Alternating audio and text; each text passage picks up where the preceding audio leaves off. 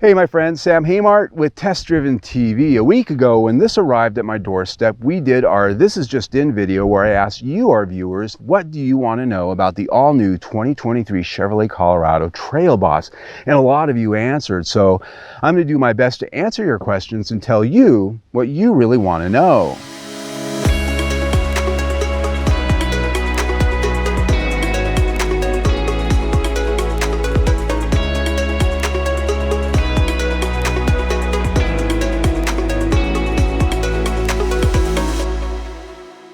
For our first question, actually a few people asked different variations of it, and that is, in 2023, are they really putting halogen headlights on a new vehicle? And the answer is yes. Yes, while most of the competition out there, trucks and cars, even at half the price, are offering standard LED headlamps, General Motors is still giving us halogen headlights on all of the trim grades below the Z71 and the ZR2. You can get LED headlights, but you've got to step up. And so, yeah, they're cheaping out. Let's just be honest.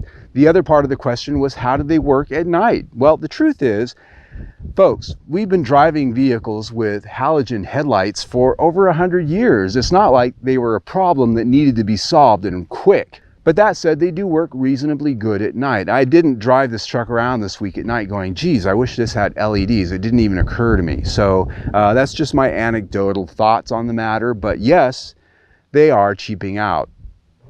Another topic of questions I got from viewers was, how is the comfort of the interior? How is the size? One person specifically asked, how is the width? Now, I'm not sure if he was talking about the width of just where you sit or the entire width of the interior, but what I will tell you is that the entire width of the interior is definitely narrower than you'd find in a Silverado. This is a mid-sized truck. It's narrower.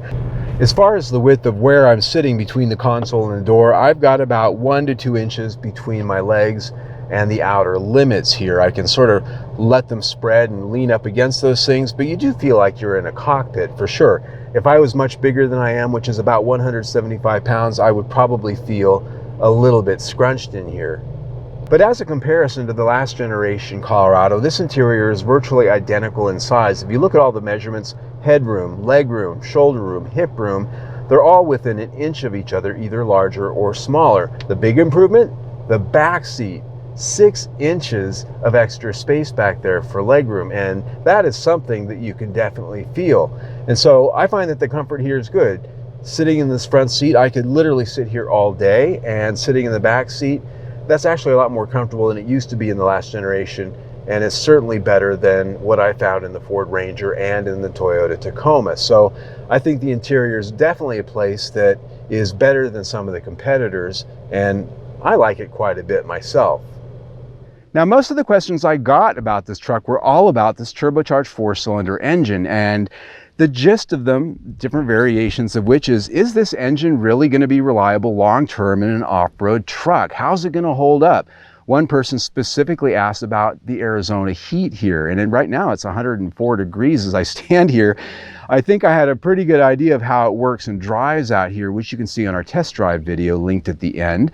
But what I can tell you about the reliability and how robust this engine is, honestly, isn't that much. I've driven this truck for a week. I have no way of knowing how reliable this is going to be long-term, but what I can tell you is this engine was designed for a truck. It's been in the Silverado now for quite a few years, and it's been a very popular engine in the full-size truck. So it's arguable that this is a proven engine. It's not something new.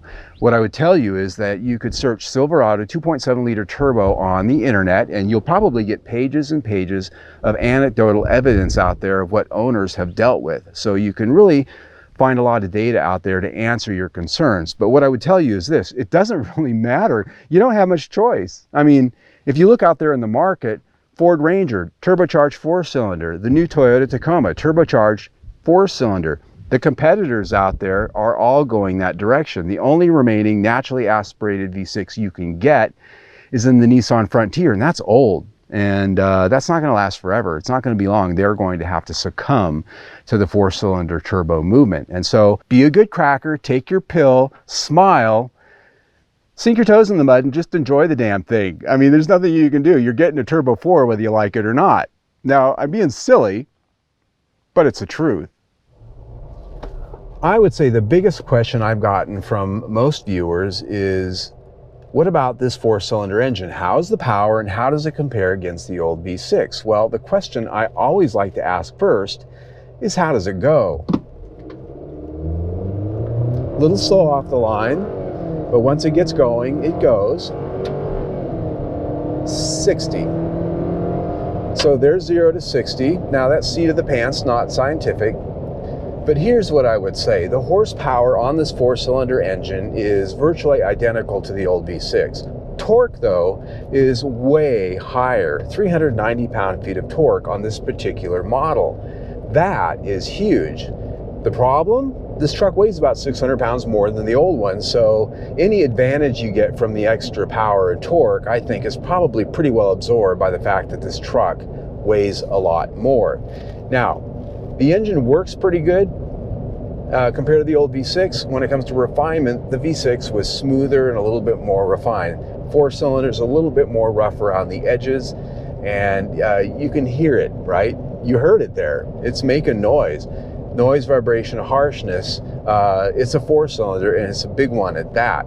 So how it compares to the old V6? Power feels about the same, but the refinement level, I do miss the quiet smoothness of that V6. The other engine question that came up from more than one person is, what about the fuel economy? Well, the EPA ratings show that on balance, this new engine gets slightly less fuel economy depending on the model you get than the old V6. This one's rated at 17 city, 24 highway, and 19 mpg combined. In my week with it, I got 17. So compare that to your V6. You know, it gets less fuel economy on balance. And that's just physics and science. This is an engine that's smaller in displacement and it has more power than the old V6. So it's more highly tuned and it's carrying a heavier vehicle. It only makes sense that it's going to get less fuel economy. So you can compare that to what other reviewers and owners out there are saying. There's plenty of anecdotal data now on the forums to really get you a good answer. Another question that I got quite a few of different variations of, a lot of people really wanted to know, is how this truck handles. And so in my test drive, which is linked at the end of this video, you can get a lot more detail on the fine nuances of it, both on the pavement and out here on the trail and the washboard road. But on the washboard road, it's always the place where I think separates the men from the boys. And this is a truck that, with its longer wheelbase and wider track, and a chassis which feels a lot more solid than before, it's really a fun truck to toss around out here on a back road. They've struck a good balance between stiff enough and strong enough to be capable, but soft enough to be comfortable. It's got the chops, but it doesn't chop you up.